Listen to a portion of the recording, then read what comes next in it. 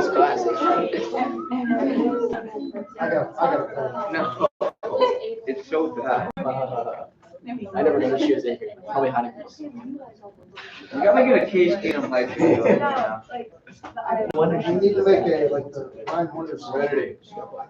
What? You sit all the way in that corner, just to sit No, all the way okay. around. I remember the commercial with Brian Hoyer.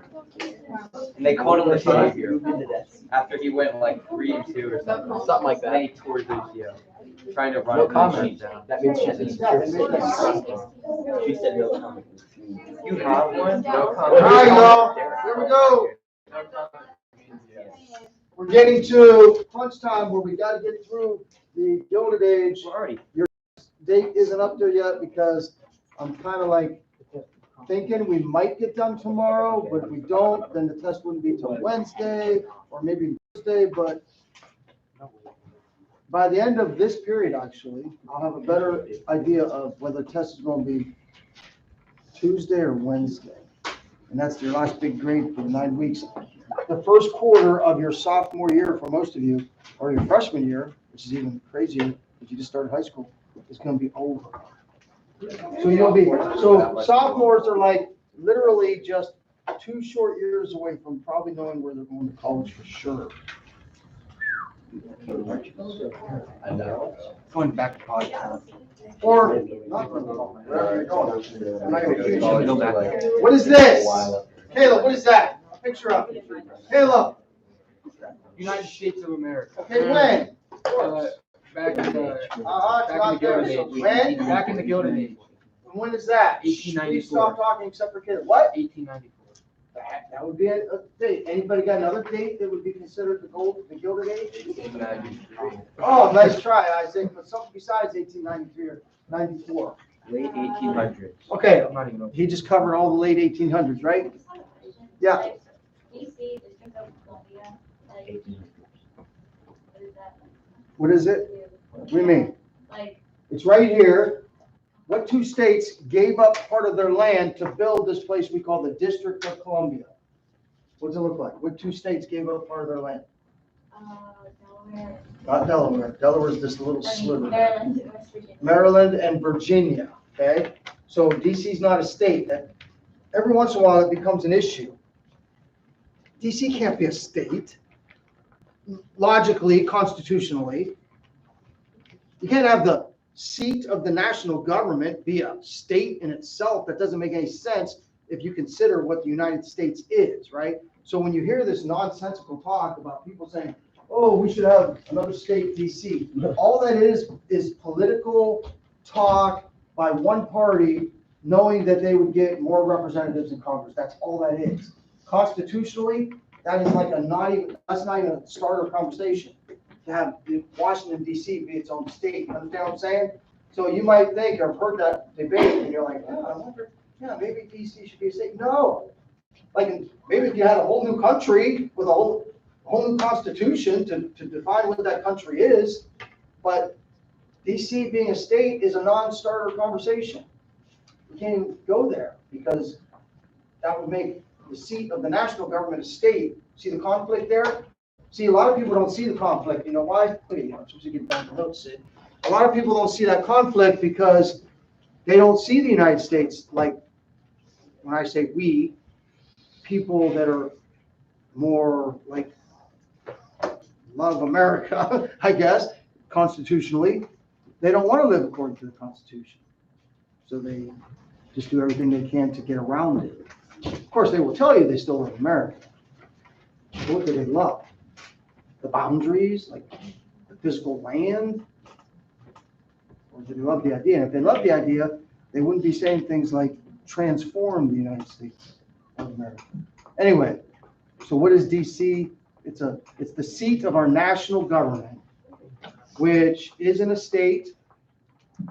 It's located over 2 states, the border of 2 states, so it's got land in both, but not technically either. Okay, labor unions we started talking about yesterday. I think we got to this point. What's going on in America in the Gilded Age besides the robber barons, besides the explosion of industrialization? Well, with the explosion of industrialization comes a new problem. The prosperity's great, but now we have a problem. Who's prospering? Is it just the rich that are prospering? And if that's the case, if it seems like there's becoming a huge gap between the rich and the poor because the owners of the industries are raking all the money and paying their employees very little wages and not giving them very safe conditions, then what's going to happen is sooner or later those workers are going to be going, whoa, this isn't very fair. We got to figure out a way because, like we said yesterday, as an individual agent, you're not going to have much power going to the owner saying, hey, I demand more wages. And he'll say, next, who else wants a job? You got thousands, hundreds of thousands even over the years of people coming from the South that want to move to the North to live in these cities. You're out. You're going to demand higher wages? Get out of here. Just get another worker. The workers were plenty. That's why the wages were low. You understand that supply and demand thing? So they had to form unions, they felt, in order to get things changed, in order to get their pay to where they can feed their family, not to have to send their 12-year-old to work 12 hours a day. In order to have safe working conditions, they knew that there would be strength in numbers.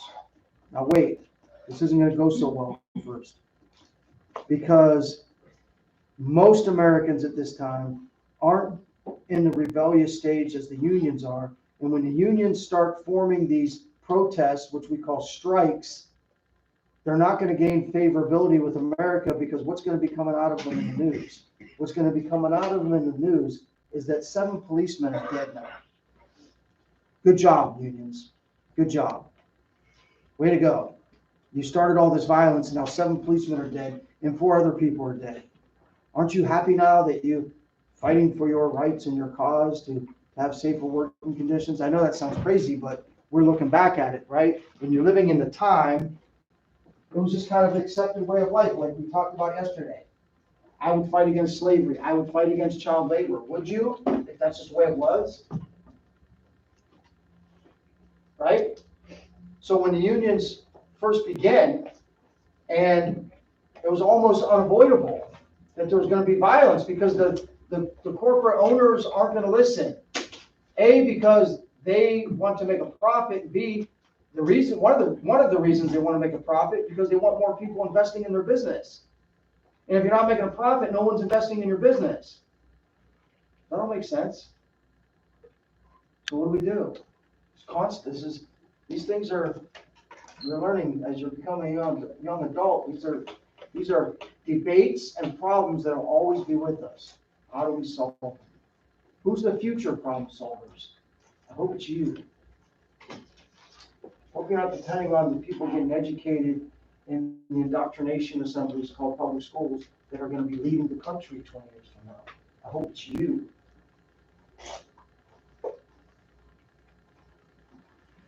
David the Great were once as you. They also sat there in the same kind of desk as you and learning, and like, well, I could never be great. I don't know. I don't know what I'm going to do with my future. I'm not very good at anything.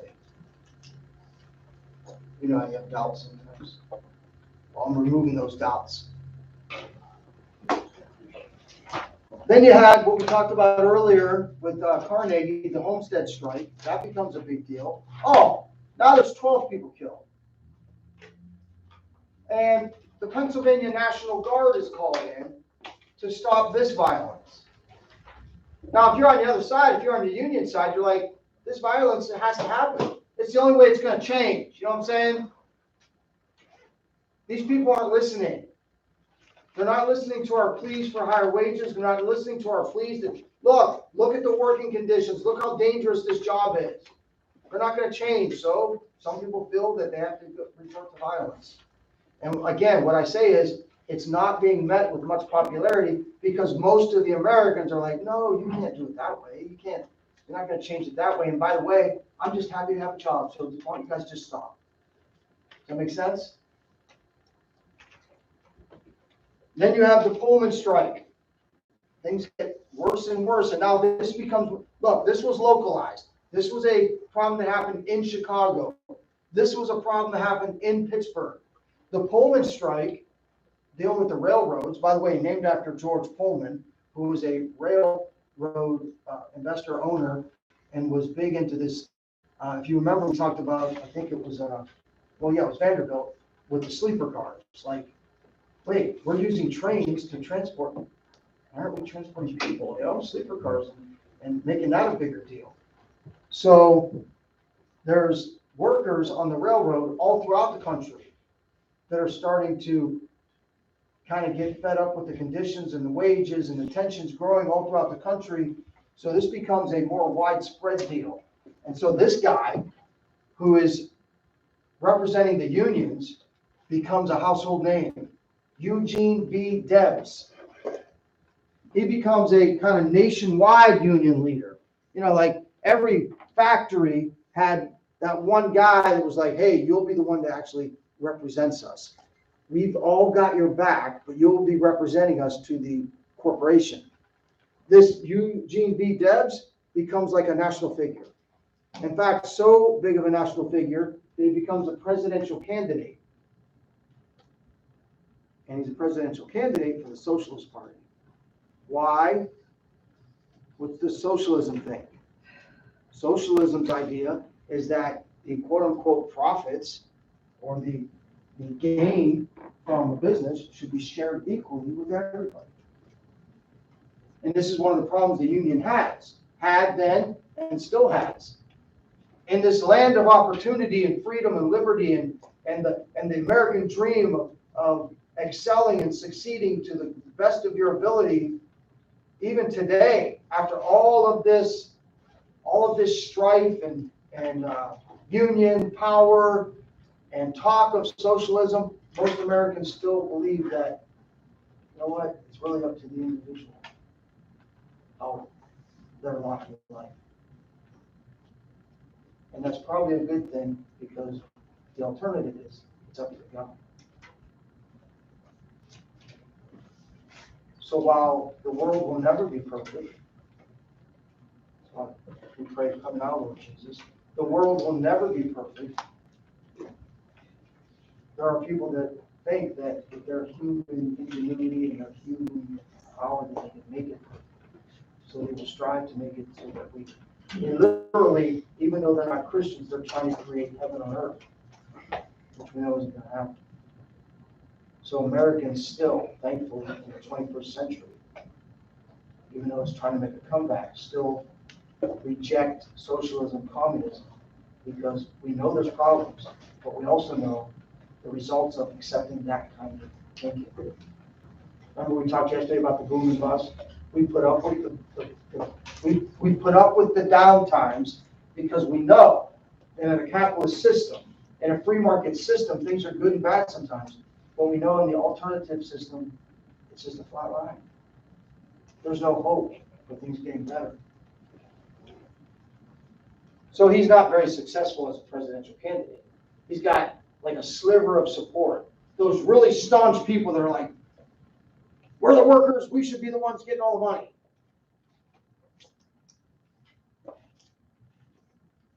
The Pullman strike, 1894. And then we just got one line. I feel bad because this is how the farmers always think. Hey, what about us? So here at the bottom of the slide, we've got the Grange. The Grange is not as powerful as some of these unions are becoming in the Gilded Age, but it's an organization of farmers that say, hey, we need to have a voice. Hey, remember us? Hey, all you people fighting about wages and the cost of living, and how much it costs to make a sewing machine and how much I'm getting paid to produce electrical parts for this new refrigeration stuff. Hey, we are very essential. Nobody eats unless we are able to make money growing crops. Remember us? We're kind of important to farmers, you know what I'm saying? Right? Well, who was representing the farmers in Congress? Or where do the farmers have to go? They don't have a union. The farmer is the owner-operator, right? But if the farmers fail, guess who pays the price or pays the consequences? We all do. So the Grange was set up as an organization that would be able to communicate with Congress on the behalf of farmers. right? That's a good thing, isn't it? Yeah. It's the one area where most Americans, no matter where you're at politically, usually are okay. All right, listen, we have to help farmers. You know that oftentimes the government will literally pay farmers sometimes not even grow crops. Did you know that happens? And we're okay with it. Because if a farmer grows crops and ends up losing money on that crop, that's not good, right? If all the farmers go bankrupt. So we agree that sometimes it's okay to prop up farmers because they're the one thing that we all need, right? Nobody's going anywhere if you're not eating. All right, I love talking about elections. Why? Because when you talk about the elections, it kind of gives you insight to what the big deals of the time are, right? So now we're up to 1896. There's a word populism. You may have heard that word populist or populism over the last 5 years because this is how some people would describe Donald Trump. Remember, Donald Trump was not a politician. He was a businessman, right? He's this billionaire, and you would think, how is he popular with the common folk? Jonathan, have you ever thought, why is this rich guy so popular with all these regular people? You know what I mean? Isn't there like a, hey, we're against the rich, and rich are different than us. They're like a, but how did he get so much support? How did he become such a populist candidate? A lot of Republicans were very hesitant to accept Donald Trump because they didn't think he was really a Republican. And some of the Democrat anger towards Trump was because they thought he was a Democrat all these years. But he really struck a nerve when he came down that escalator 5 years ago, and people were like, whoa, this guy speaks like, even though he's a billionaire, and I'm not, I'm far from it, right? Here's him in the social order, and here's me way down here. But yet, he was like speaking for me. Doesn't kind of make sense in a way in American politics. But every once in a while, there are candidates that strike that nerve with people, and they just have whatever it is that they're able to rally people around a common cause. And we're going to learn about someone that did that way back in 1896. Now, the actual Populist Party didn't last very long. Populist, what's that come from? What's the population? What's population? Number of people. So the root of populist is people. So the Populist Party is the People's Party. You got the Republicans, you got the Democrats. We've already talked about how those parties are run by what we call, what's it start with? It starts with M. Each party's got its own machine. It's like, hey, the party's humming along, and if you're not in the in crowd, if you're not in with the leadership of the party, you don't have much chance of getting elected. Hello?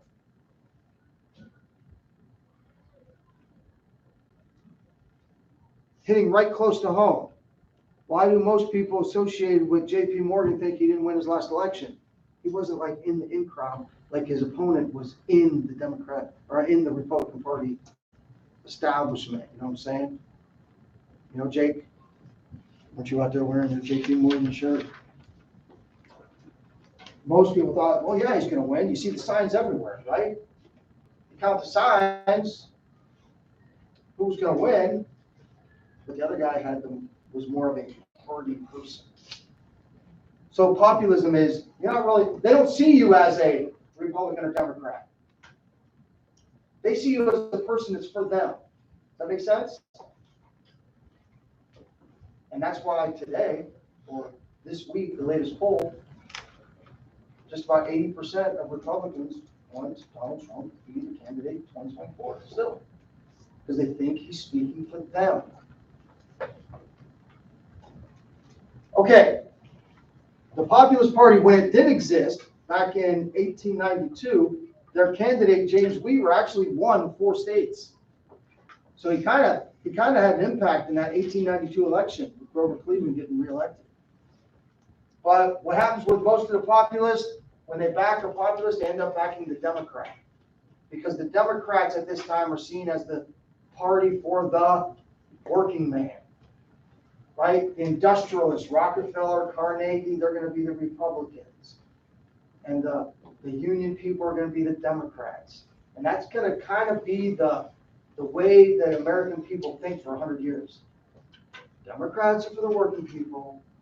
Republicans are for the corporate people, business people. That's kind of how American politics was shaped for 100 years after this. Now it's kind of changing. Okay, what is this free silver? What's this idea about? Imagine, David, that, there's only so much money in the world, right? You know it's limited, don't you?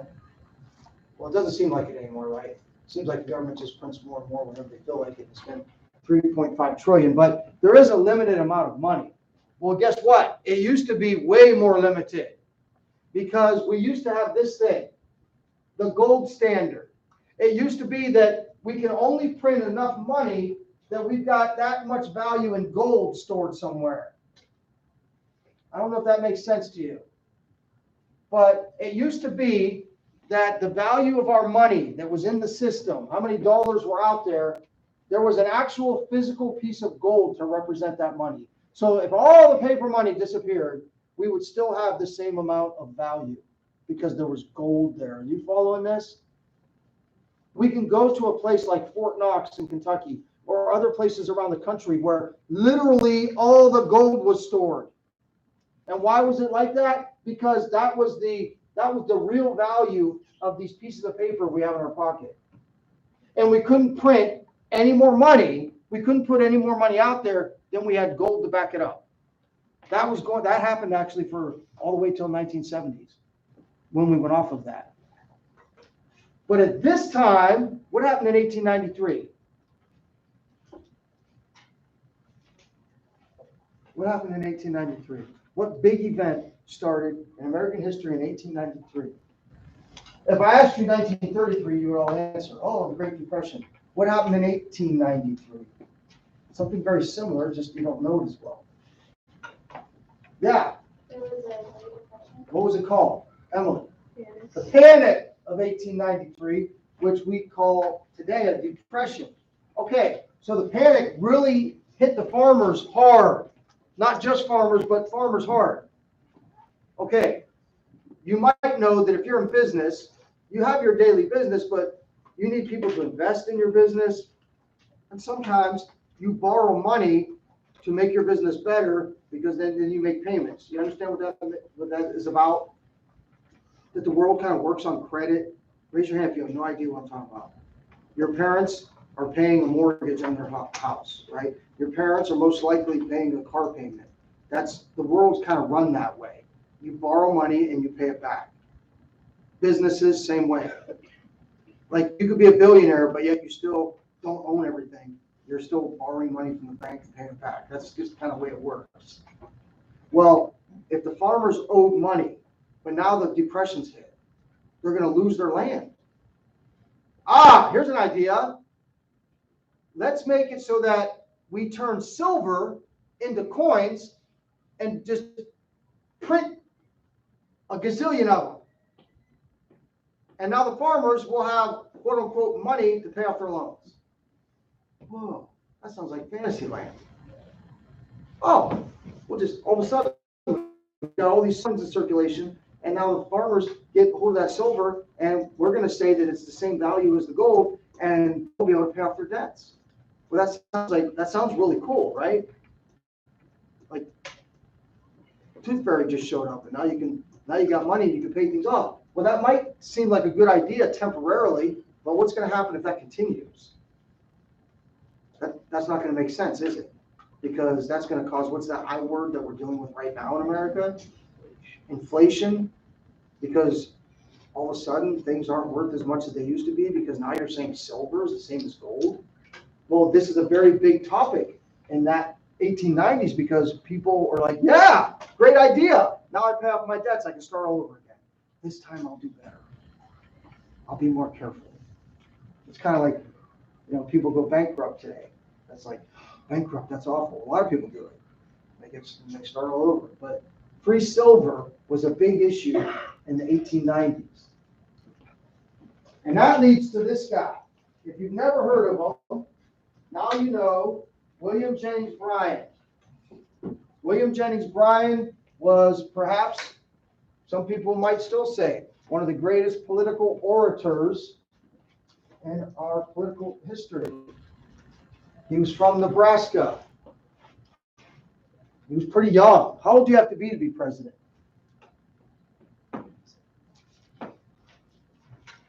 How old do you have to be president of the United States? Am I old enough to be president? Are you old enough to be president? You have to be 35. This guy's only 36. So as far as presidential years, he is extremely young, about as young as you can be, and he's on fire. This guy goes to speak to people, the common folk, not the people that are Democrats or Republicans, common people, like they just want what's best for their family, right? He shows up in your town, people are going to watch him speak. He's a great speaker, very popular. And about this silver thing, he takes up that battle. He's like, yes, we need to do this. We got to get these people out of debt. We got to help these farmers out. Yay! He's become very popular in the South, especially. And here's one of his campaign, one of the lines that stick out in his campaign. You shall not crucify mankind upon a cross of gold, right? Because the whole idea is, like, we're on the gold standard. You can't, the business people are totally against the free silver thing, right? They want to stay on the gold standard. Well, William Jennings Bryan is making tours around the country, very popular. You probably know that you never heard of President William Jennings Bryan, right? So he ends up, he's not going to win, but he still goes down in history because of his incredible campaign. By the way, this campaign of 1896 might sound familiar if you were paying attention last year, okay? This is the way it went in 1896. You had this William Jennings Bryan that was going all around the country. I think I read that 18,000 miles worth of travel around the country and stopping at places and drawing huge crowds, right? And then you had the other candidate, who you do know was a president, William McKinley. He didn't really go anywhere. Now, he wasn't in his basement. I don't even get a reaction. Do you guys pay attention to the world around you? Okay, he wasn't in his basement, but he was on his front porch. You got one guy that's going around drawing huge crowds. If you're a reporter and you're following this guy, you'd be like, how's this guy going to lose? He's got all these people showing up and rousing the crowd. He's a common man's candidate. And you got William McKinley from Ohio and William Jennings Bryan from Nebraska.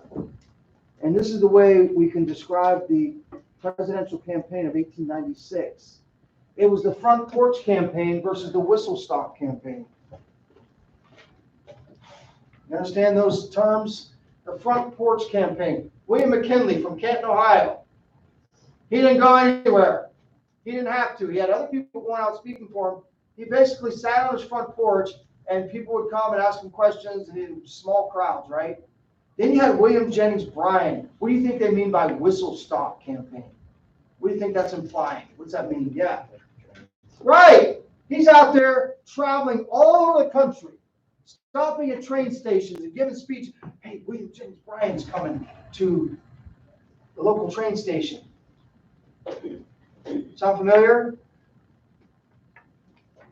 Sound familiar? 2020? You pay attention? Rallies, President Trump's rallies, 2020, thousands of people down the road here, less than an hour away, Butler, PA. He announced a few days before he's going to be there. Boom, 30,000 people showed up. What was the ongoing conversation in 2020? Where was Biden? In his basement. What? How was Jennings going to lose? You got this guy sitting on his front porch. You got Jennings out there firing everybody up. Yeah. Yep. Well, McKinley has the support of business. He's a Republican, and most of the people in the country. Now listen, there's a population shift because business is growing in the north, not as fast in the south, right? The south is just getting started. And there's a lot of people that were moving from their farms in the south to northern cities to work in these factories. So the population of northern states is going to be much higher. So if you win, and what state's really important? Ohio. Ohio's like the third largest state at that time. If you win Ohio and New York, boom. I mean, if you win New York, Pennsylvania, and Ohio, those are the top three states. You're in. How can you lose? You can win those three states and lose 8 southern states, and you're still going to be winning. So McKinley, in spite of what William Jennings Bryan was doing, and seemingly getting all this support from the common people, the Republicans supported McKinley. So this is what the map, you're used to seeing this kind of map. I hope you've seen something like it over the last couple of presidential elections. The reds, the Republicans, the blues, the Democrats. And if you look at that, just looking at the color, which one does it look like there's more blue or red? Does it look like there's more blue? Similar to if you were to look at a electoral map of 2020 or 2016, it would be mostly red. But that doesn't mean that person wins, because look at the numbers here. How many electoral votes for New York? 36, 32 for PA, 23 for Ohio. That makes Ohio third. Look at back then. California, which has by far the most people living in it now, they have like 54 electoral votes. They only had 9. And it's red. And it's red. Well, it was red in 1984. Imagine, he won 49 states. He got elected first in 1980 to become president. And then once we had 4 years of Ronald Reagan, 49 states voted for him. So if you think I'm crazy, I wasn't the only one. Like every state, except for the one state that the other guy was from. That's the only, I mean, it's almost like thankfully at least his own state voted for him. But you just, today, if you win California was red because it voted for Reagan. If you win California today, think about it. California and New York are the most populous, and Texas are the most populous, right? So 2 of those 3 almost always go to the Democrat. 1 almost always goes to the Republican. Today, Texas is red. But this is the support McKinley had right here. This is the industrialized part of the country, and if he's getting all that support, he's going to win. No matter how many states. When William Jennings Bryan wins the whole South, look, every southern state, he wins. But it wasn't enough because they weren't as populated. Look at Florida, only 4. How many people at one time or another in your life like, I love living in Florida? Raise your hand. At one time, ever, right? Like, think of the weather, the Sunshine State. Very few people live in there. 1896. I believe Austin. All right, we'll finish up with, we'll get started with urbanization. We got a couple more minutes. To show you how life in the Gilded Age in America changed with not just business, but demographics. Demographics means like you put people in groups and see, hey, this is men versus women, South versus North. In the 1890 census, it was the first time that you had more people working not on a farm than on a farm. As you probably figured out, that most people in early America were farmers.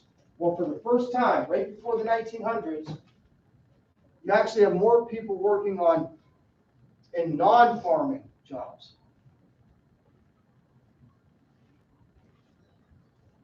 In 1910, the census found out that cities were growing twice as fast as rural places. So if you were living in farmland, Mississippi, your population was growing a little bit, but if you were living in New York, the population was growing, well, New York would have been more than twice as fast.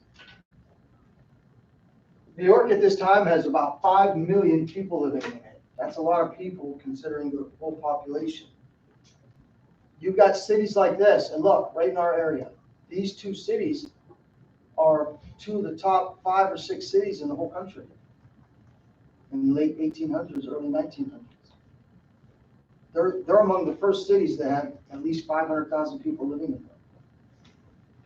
Chicago. Anybody know Chicago's nickname? One of them is the Windy City. What's the other one? What's Chicago's other nickname? And it comes from the fact that what's been from the beginning the city in the United States as far as business? New York, okay? Chicago's nickname is the second city. Nobody's ever heard that before? Chicago's nickname is the second city because there's New York, and then in the Midwest, there's Chicago, America's second city. St. Louis, Cleveland, Pittsburgh, Baltimore, all of those cities growing rapidly. There's over 2,000 cities by the turn of the century in America that have at least 2,500 people. Again, today that wouldn't be a big deal. Columbiana's got more than 2,500 people, but it's not considered like a big city. Actually, Columbiana wasn't even a city until probably about the time you guys were born. Maybe you were already born when Columbiana went from a, what do you call Latonia? A city or a village, right? Columbiana was a village until, I forget what year. I think you guys were already born now. I think you were born, it was still called a village. It just got incorporated as a city not that long ago. And then we'll pick up here tomorrow. If you were living in the South, you were like, Grandpa, you know, I love the farm, but I want to see what else is out there in the world. I want to see what this city life is like. So, Grandpa, I'm going to move up north. I'm going to find me a job in one of them their factories. And I think it's kind of exciting to live in a city where, you know, life's more modern. Electricity, running water, hot and cold,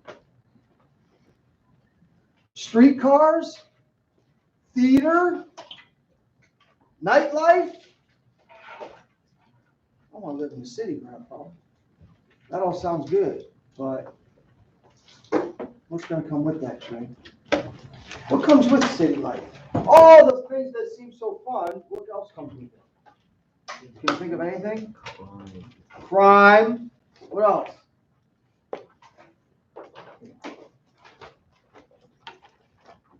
How about this? We mentioned Pittsburgh, one of the fastest growing cities at that time. What else comes with city life besides crime? Okay, disease. Yeah, corruption. Pollution. Have you ever seen, there's pictures out there of Pittsburgh at noontime in the 1940s, and it looks like it's dark. Your house is behind Because of the pollution. I never had a house. The sun can barely penetrate. Oh. The smoke and the soot. Then Jamin and Isaac moved in, and then you moved in, so we got. Well, we didn't have the one across the way, but we moved there. Yeah. And then Muhammad and he had